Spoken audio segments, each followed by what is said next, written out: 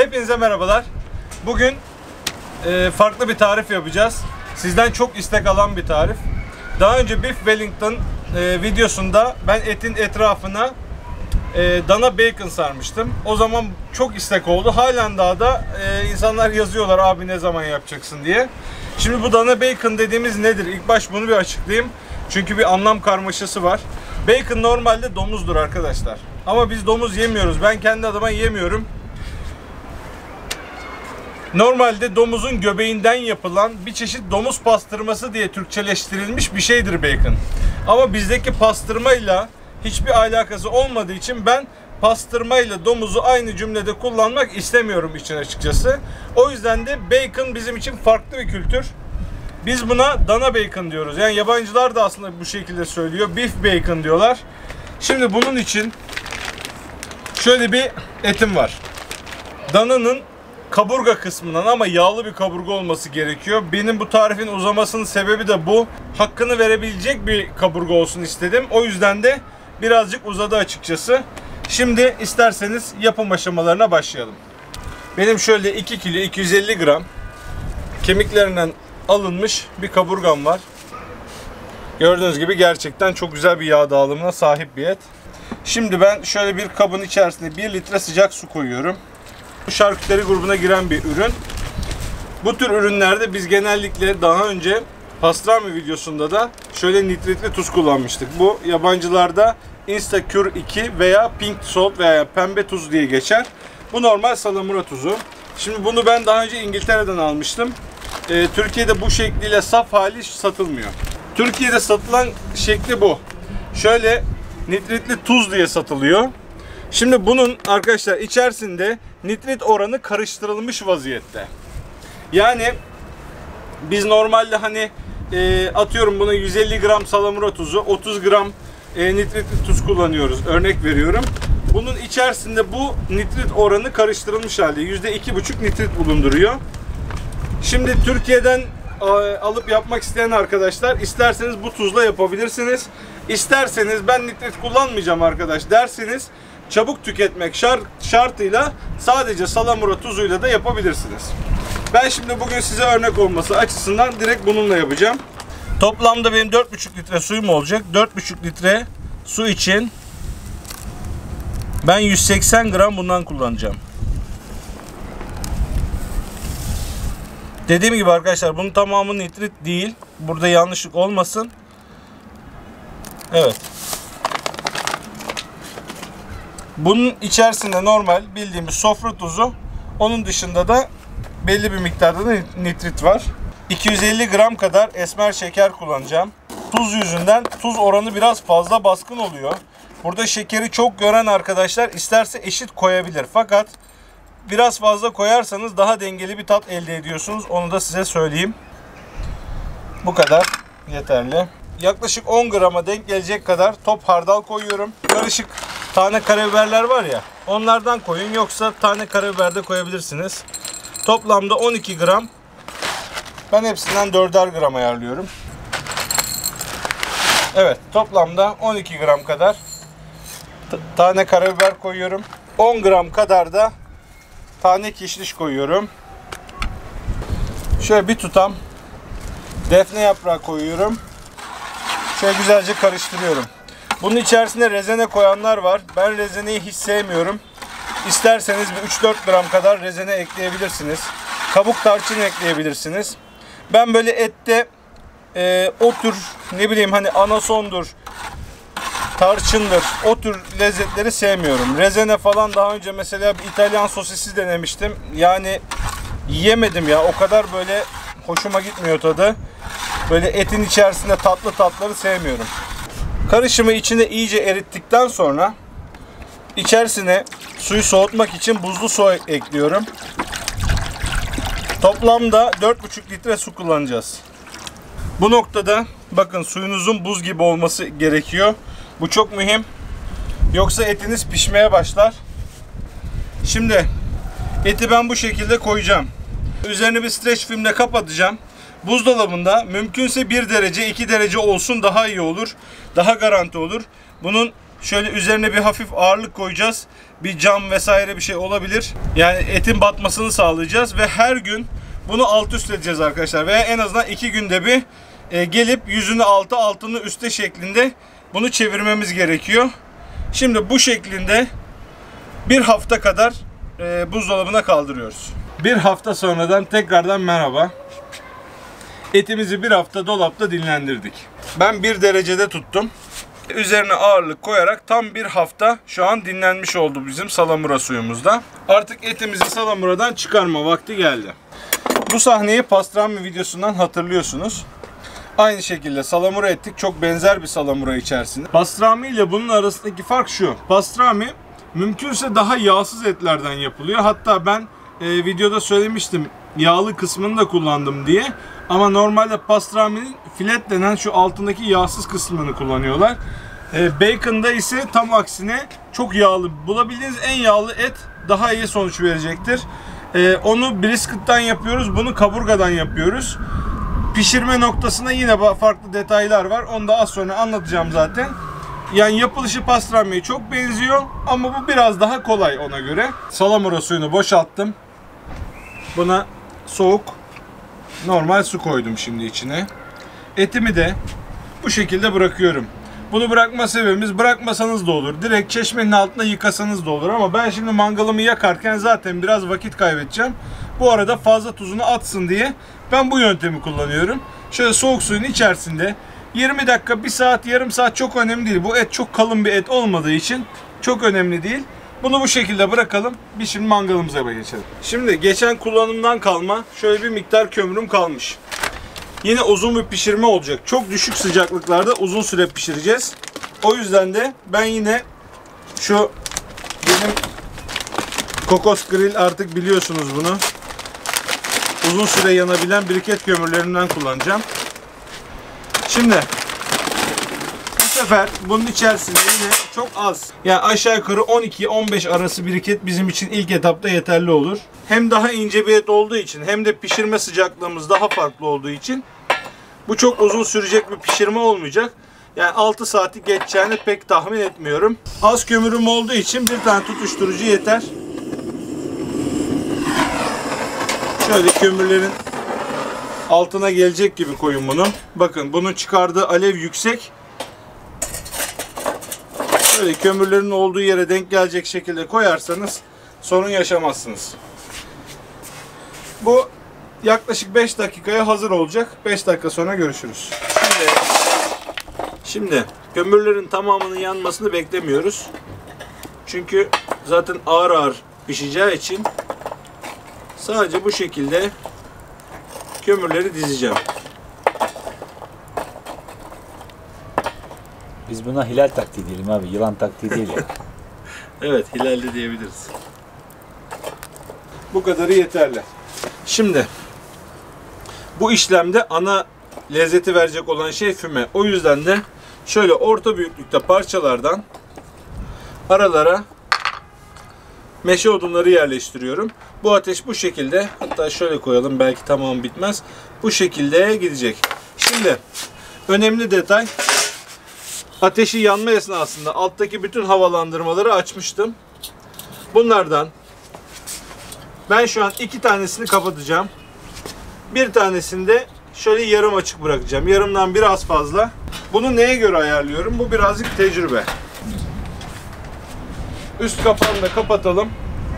Üst havalandırmasını da şu an ilk etapta yarımdan biraz fazla açık bırakıyorum. Buradan dereceyi takip edeceğiz. Bizim bugün şu %125 arasında şu gri alanda kalmamız gerekiyor. Smoker'ım istediğim derecelere gelene kadar ben de artık etli işimi halledeyim. Son işleme geçelim. Şöyle bir yemek kaşığı tuz. Çok aşırı abartmıyorum ben. Yani bu bacon'da çünkü direkt yemiyoruz bu eti. Genellikle böyle hamburgerlerin falan içerisinde çok güzel oluyor. Bazı köftelere sararak güzel oluyor. Birkaç tarif yaparım size.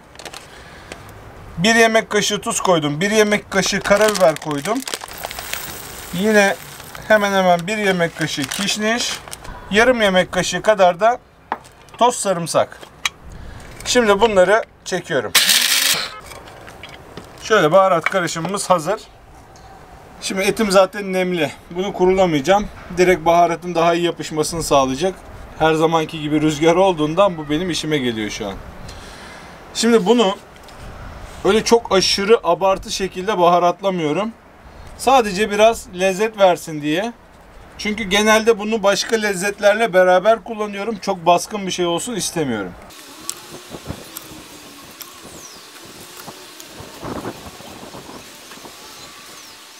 Bu kadar yeter. Şimdi şu kalan kısmını da yağlı kısmına koyacağım. Çünkü yağlı kısmından çok fazla emmez baharatı.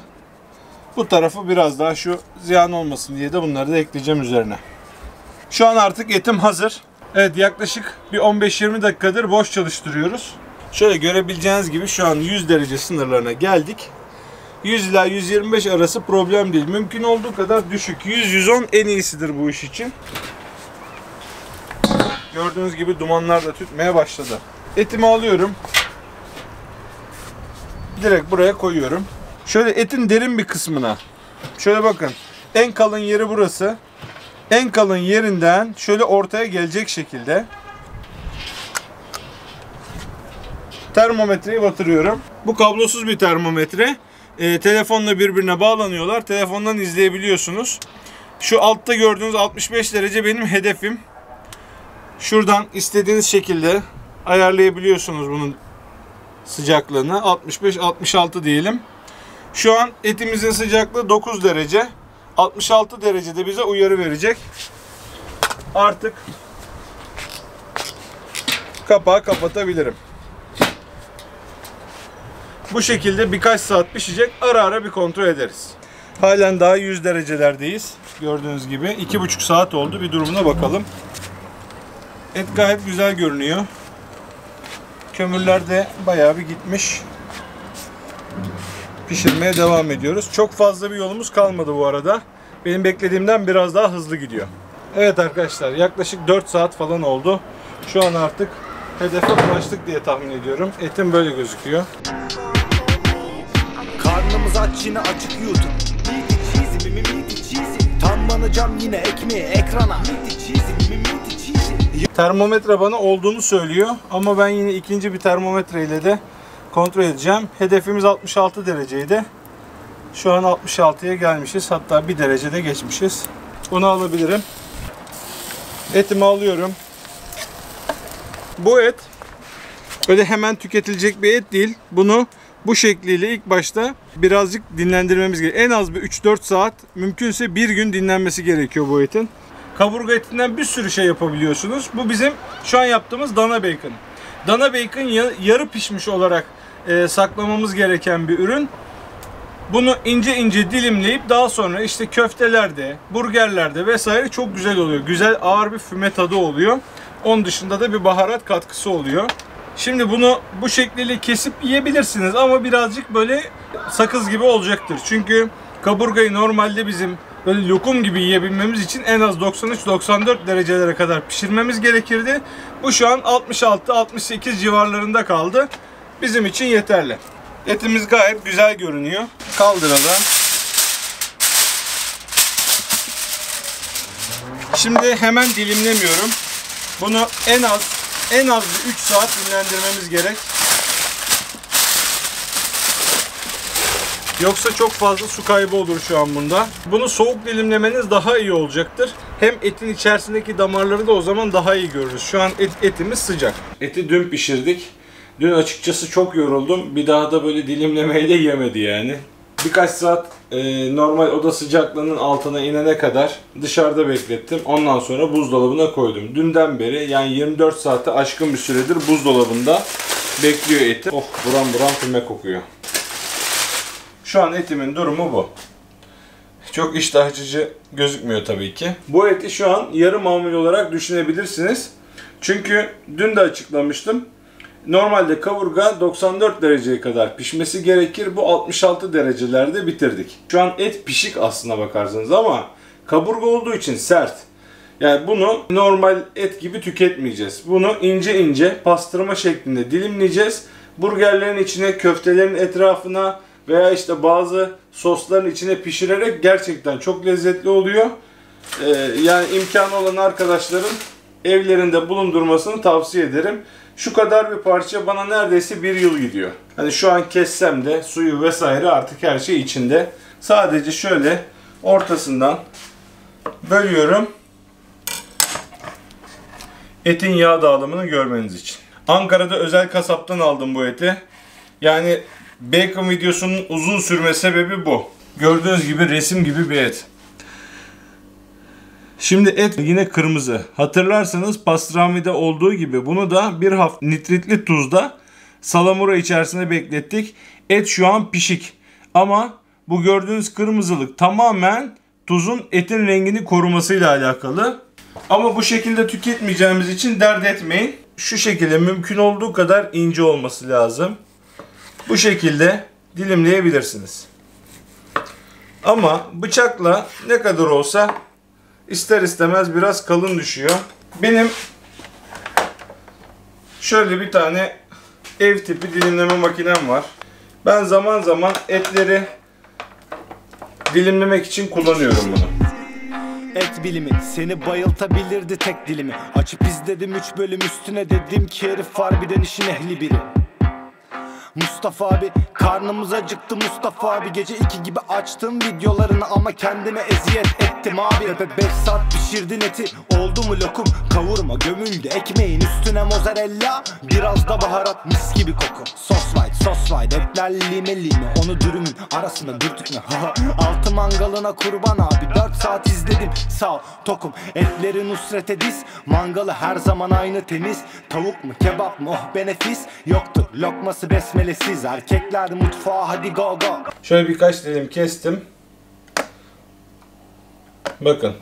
Şimdi şunun kalınlığıyla bunun kalınlığı. Tabi bu benim biraz beceriksizliğimle de alakalı ama yani bayağı fark ediyor. Makinenin etkisi. Ya bunu da tüketeceğiniz yerler var ama daha çok bu şekilde tüketiliyor. Evet arkadaşlar. Etlerimi dilimledim. Şöyle bir şey oldu. Dediğim gibi bolca çıkıyor. Yani et öyle çok büyük bir parça sayılmaz. Ama ince ince kestiğimiz için bayağı çıkıyor. Yani bu bana neredeyse bir seneye yakın gidiyor.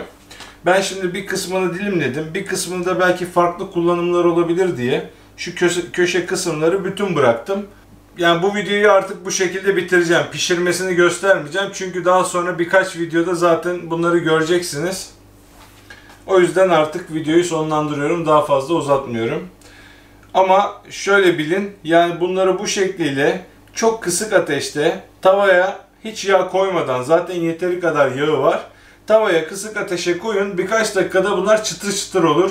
Veya isterseniz fırında da aynı şekilde yapabilirsiniz. Fırında yüksek derece yapmanız lazım ama. Yani şöyle 200 derecelerde ve altına bunun bir tane tel koymanız lazım. Yere değerse kendi yağına yumuşak olur. Telde olursa çıtır çıtır olur. Bunun örneklerini benim kanalımda daha sonra izleyeceksiniz. O yüzden şu an ihtiyaç duymuyorum. Videoyu kapatıyorum. Umarım beğenmişsinizdir. Beğendiyseniz beğen tuşuna basmayı, bu tür videoların devamının gelmesi için kanalıma abone olmayı unutmayın. Bir sonraki videoda görüşmek üzere. Kendinize iyi bakın. Hoşça kalın.